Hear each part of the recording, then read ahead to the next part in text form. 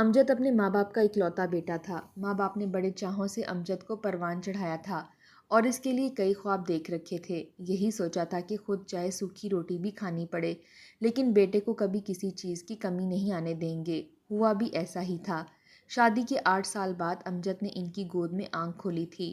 یوں اپنے دونوں ماں باپ کی آنکھوں کا تارا تھا۔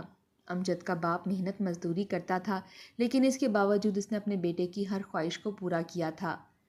امجد کی ماں بھی اس پر جان چھڑکتی تھی، کہتی تھی کہ دیکھنا جب ہمارا بیٹا بڑا ہوگا نا تو ہماری زندگی خوشیوں سے بھر جائے گی، اسے پڑھا لکھا کر بڑا افسر بنائیں گے، یہ ہم دونوں کو راج کروائے گا، پھر تجھے بھی یوں ریڑھی پر بجھے ہوئے چنے اور بھٹے نہیں بیچنے پڑیں گے بلکہ تو بڑا سیٹھ بن جائے گا، سیٹھ۔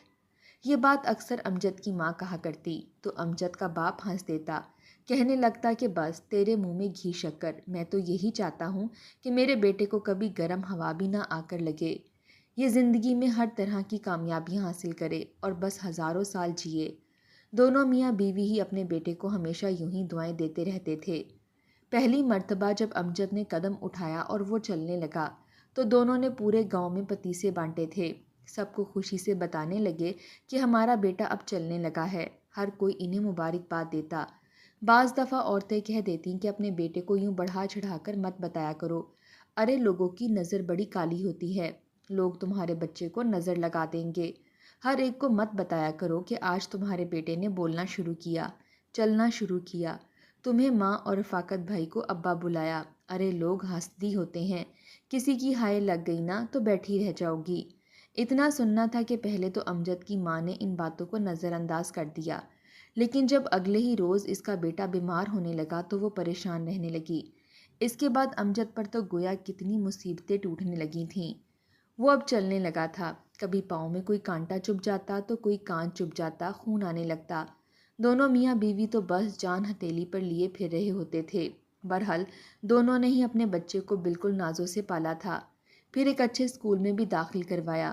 امجد اسکول جانے لگا تو اسکول بھی مہنگا تھا اور یوں صرف امجد کے ابا کی محنت مزدوری سے تو خرچے پورے ہونے والے نہیں تھے، اس لیے امجد کی ماں نے گھر میں سلائی کڑھائی کرنا شروع کر دی۔ اسی کے ساتھ ہی گاؤں کی لڑکیوں کو اپنے گھر میں سلائی بھی سکھانا شروع کر دی۔ یوں اپنے بیٹے کی خاطر دونوں میاں بیوی مل کر محنت کرنے لگے تھے، ساتھ گھر کے بھی کام کاج کرتی اور بیٹے کو بھی پڑھاتی، پھر گھر آئی لڑکیوں کو بھی سلائی کڑھائی سکھاتی۔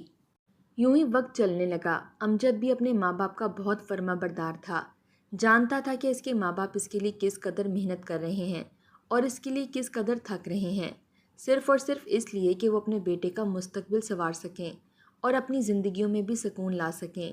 وہ وقت بھی آیا جب امجد نے گاؤں میں ٹاپ کیا تھا، پورے ضلع میں سب سے اچھے نمبر امجد کے ہی تھے۔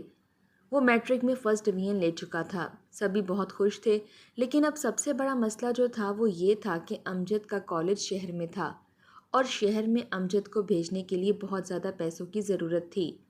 یہاں پر تو ایسا کوئی کالج موجود ہی نہیں تھا جس میں امجد پڑھ لکھ سکتا۔ باقی لوگ کہنے لگے کہ ارے ہمارے گاؤں میں تو ویسے بھی لڑکوں کو کون اتنا پڑھاتا ہے، میٹرک پاس کر لیتے ہیں پھر اپنے باپ دادوں کا کاروبار سنبھال لیتے ہیں یا کوئی چھوٹی موٹی نوکری کرنے لگتے ہیں، تم بھی اپنے بیٹے کو اپنے ساتھ کام میں لگا دو، ایک ریڑھی تم لگاتے ہو، اسے کوئی ریڑھی لگا دو یا دکان کھول دو، یہ بھی کمانے لگے گا تو تمہارا ہاتھ سیدھا ہو جائے گا۔ یہ سن کر تو امجد کا باپ آگ بگولا ہو گیا تھا، اگلے ہی پل ان لوگوں سے لڑ پڑا، کہنے لگا کہ کیسی باتیں کر رہے ہو تم لوگ، ارے تم لوگوں کی سوچ تو بس چھوٹی کی چھوٹی رہ جائے گی، میں تو اپنے بچے کو پڑھاؤں گا لکھاؤں گا، تھوڑی بہت محنت مشقت کروں گا تو کل کو میرے بچے کے لیے ہی آسانی ہوگی۔ لوگ طرح طرح کی باتیں کرتے تھے کیونکہ جس گاؤں میں وہ رہتے تھے وہاں پر پڑھائی کا کچھ زیادہ رواج نہیں تھا، لیکن اس کے باوجود امجد کے ماں باپ نے ہمت نہیں ہاری تھی۔ شہر میں پڑھائی کا خرچہ اور پھر فیس دے کر امجد کی ماں نے اپنا زیور بیچ دیا تھا۔ امجد نے اپنی ماں کو زیور بیچتے دیکھا تو بے حد دکھی ہوا، اپنی ماں سے کہنے لگا کہ اماں اسے مت بیچو، میں 1 سال محنت مزدوری کروں گا پھر اگلے سال ایڈمیشن لے لوں گا، لیکن اس کی ماں کہنے لگی کہ نہیں بیٹا ایسا ہرگز نہیں کرنا، تمہاری پڑھائی کا حرج نہیں ہونا چاہیے، میں اور تمہارا باپ محنت کر رہے ہیں نا، تم بس پڑھ لکھ کر اپنا اور اپنے باپ کا نام روشن کرو۔ امجد کو یہ بات بھی یاد تھی، اس نے فیصلہ کر لیا کہ اچھا پڑھ کر اپنی ماں کو اس سے بھی اچھا زیور بنا کر دے گا۔ یوں وہ پڑھائی کے لیے اپنے ماں باپ سے مل کر شہر جا چکا تھا۔ اس نے رہنا بھی ہاسٹل میں ہی تھا۔ ہفتے میں ایک مرتبہ وہ اپنے ماں باپ سے ملنے کے لیے یہاں پر آ جایا کرتا تھا، ورنہ اس کا سارا وقت وہیں شہر میں ہی گزرا کرتا تھا۔ وہاں پر اس کے نئے دوست بنے تھے، نئے لوگوں سے دوستیاں کیں، اور دھیرے دھیرے اس کا بھی وہاں پر دل لگ سا گیا تھا۔ جب بھی اپنے ماں باپ کے پاس رہنے کے لیے آتا تو سارے ہفتے خود سوکھی روٹی کھا کر گزارا کرنے والے امجد کے ماں باپ اس کے آنے پر دیسی گھی کے پراٹھے بناتے، ساتھ مکھن اور ملائی ناشتے میں سے کھانے کو دیتے تھے۔ پھر دن میں وہ چاول اور گوشت اسے بنا کر دیتے تھے۔ پھر لڈو اور مٹھائی اپنے ہاتھوں سے بنا کر امجد کی ماں اسے دیا کرتی تھی۔ ایک مرتبہ جب اس کی ماں نے اسے لڈو بنا کر دیے تو امجد لے کر جانے سے انکار کرنے لگا، کہنے لگا کہ اماں، کیا تم بھی یہ دیسی گھی کے لڈو بنا کر دے دیتی ہو؟ وہاں پر سب میرا مذاق اڑاتے ہیں۔ شہر میں دیسی گھی لوگوں کو کچھ خاص پسند نہیں ہوتا۔ اس کی بو سے میرے دوست مذاق اڑاتے ہیں، اس لیے میں یہ سب کچھ لے کر نہیں جاؤں گا۔ امجد دھیرے دھیرے شہر کے ہی طور طریقے اپنانے لگا تھا، لیکن اسی کے ساتھ ہی اپنے ماں باپ کو بھی اہمیت دیتا اور جی جان لگا کر پڑھائی کر رہا تھا۔ وقت یوں ہی گزرنے لگا اور وہ وقت بھی آیا جب امجد اپنی گاڑی لے چکا تھا۔ اس روز امجد کے ماں باپ بہت خوش تھے۔ انہیں لگا تھا جیسے اب انہیں ان کی محنت کا صلہ ملنے والا ہے۔ انہوں نے اپنے بیٹے کے لیے بہت قربانیاں دی تھیں، دن رات ایک کر کے محنت کی تھی تاکہ اپنے بیٹے کی زندگی آسان کر سکیں۔ بیٹا واپس گاؤں آیا تو ڈھول بجا کر اس کا استقبال کیا گیا تھا۔ سبھی خوش تھے۔ گاؤں کے لوگ تو امجد کو شہری بابو کہہ کر پکارنے لگے تھے۔ امجد گھر آیا تو گھر میں بھی آس پڑوس کی عورتیں موجود تھیں جو مبارکباد دینے کے لیے آئی تھیں۔ امجد بہت خوش تھا، ساتھ ہی اس نے نوکری کے لیے اپلائی بھی کرنا شروع کر دیا، کیونکہ وہ بہت اچھے نمبروں سے پاس ہوا تھا اور وہ ایک کانفیڈنٹ لڑکا تھا، اس لیے اس کی جاب جلد ہی لگ چکی تھی۔ وہ ایک اچھی ملٹی نیشنل کمپنی میں جاب کرنے لگا، تنخواہ بھی اچھی خاصی تھی۔ جیسے ہی ماں باپ کو اس بارے میں پتہ چلا، دونوں کی خوشی کی انتہا نہ رہی۔ امجد کی ماں نے شکرانے کے نفل پڑے تھے کہ میرا بیٹا اپنے پیروں پر کھڑا ہو گیا ہے، ہم جو چاہتے تھے ہم نے وہ کر دکھایا۔ امجد کی کارکردگی دیکھتے ہوئے کمپنی کی طرف سے اسے گھر اور گاڑی مل چکی تھی۔ وہ گاڑی لے کر سب سے پہلے گاؤں میں آیا تھا۔ پچھلے 2 ہفتوں سے اس نے گاؤں چکر نہیں لگایا تھا۔ ماں باپ بہت پریشان تھے کہ بیٹا آخر ہم سے ملنے کیوں نہیں آیا۔ یوں جب گلی میں شور دیکھا تو حیران ہو گئے۔ گلی کے بچے شور مچاتے ہوئے آ رہے تھے کہ شہری بابو کی گاڑی آ گئی، شہری بابو بڑی سی گاڑی میں آ رہا ہے۔ یوں سب سے پہلے تو گھر سے بھاگ کر امجد کا باپ نکلا تھا۔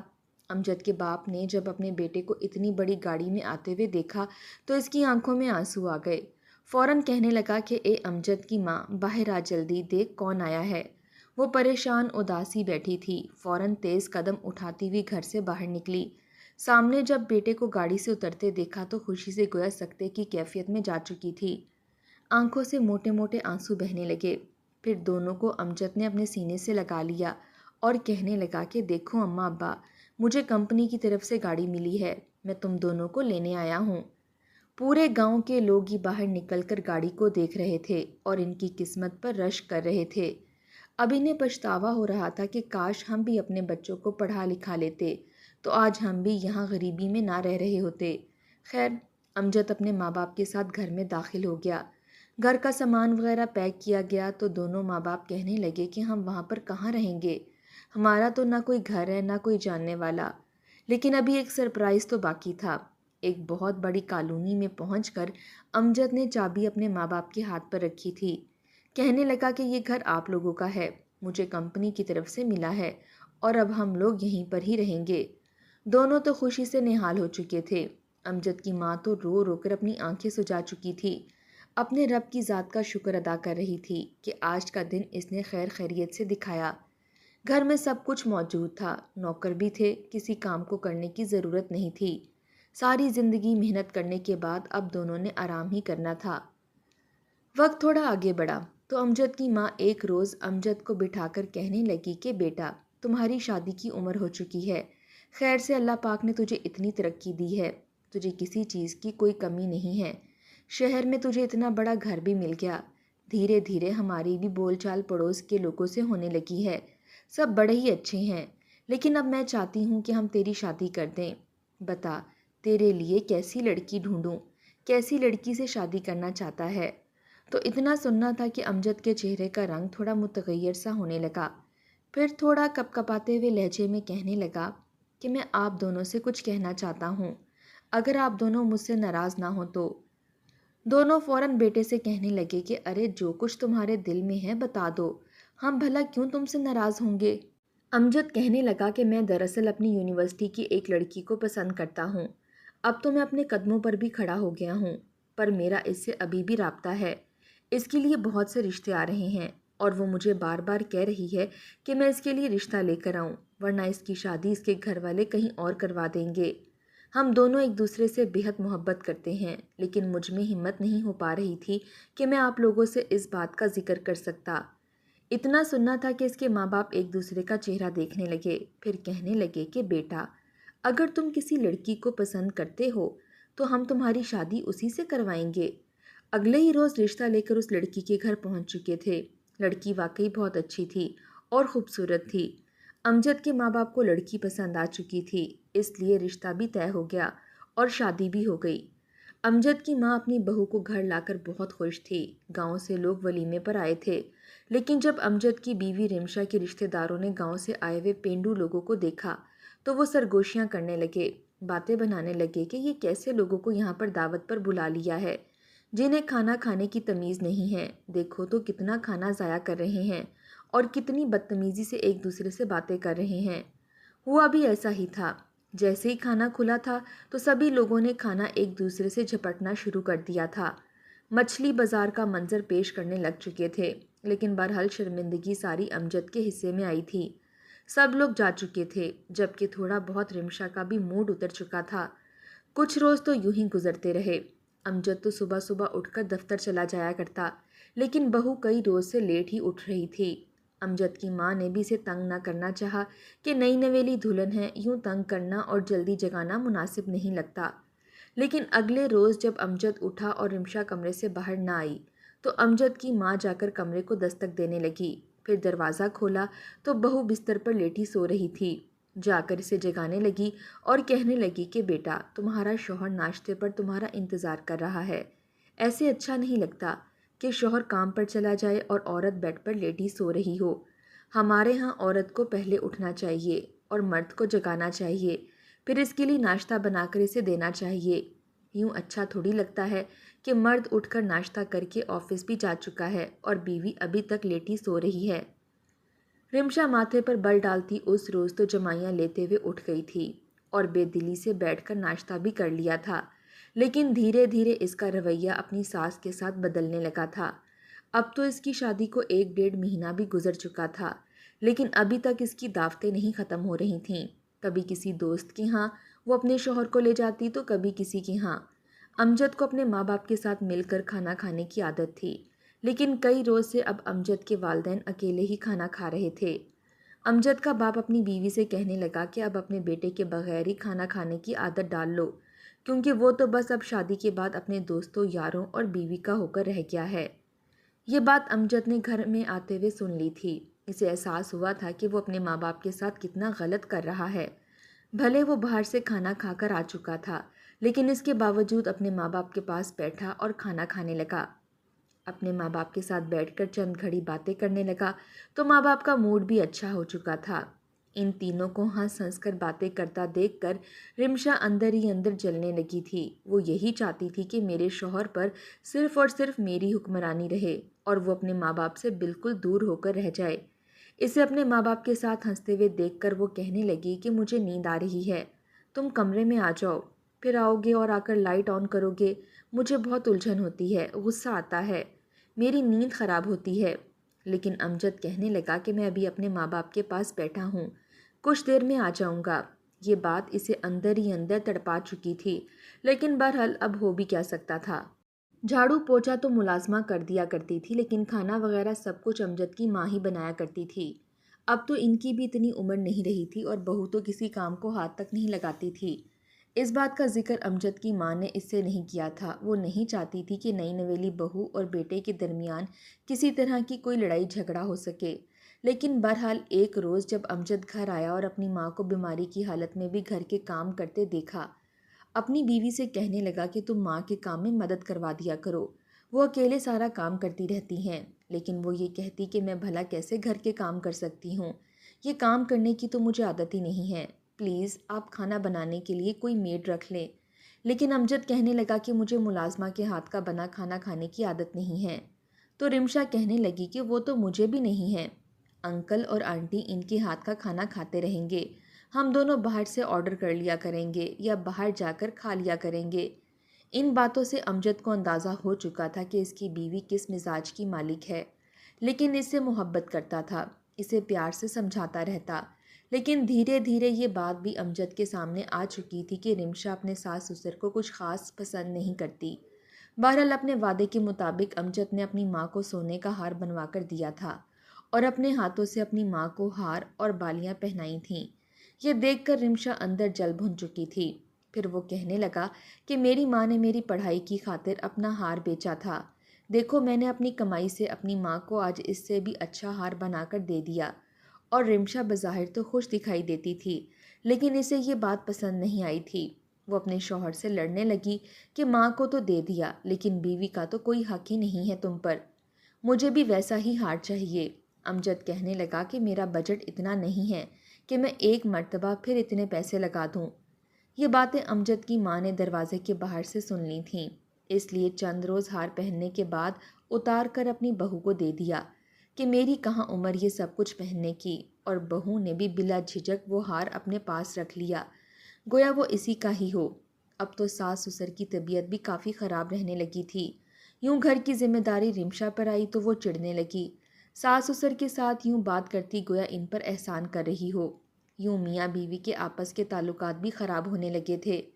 آخر ایک روز یہ خبر بھی سامنے آ گئی کہ رمشا حاملہ ہو چکی ہے۔ رمشا کا حاملہ ہونا تھا کہ ہر کوئی اس کے ناز نخرے اٹھانے لگا۔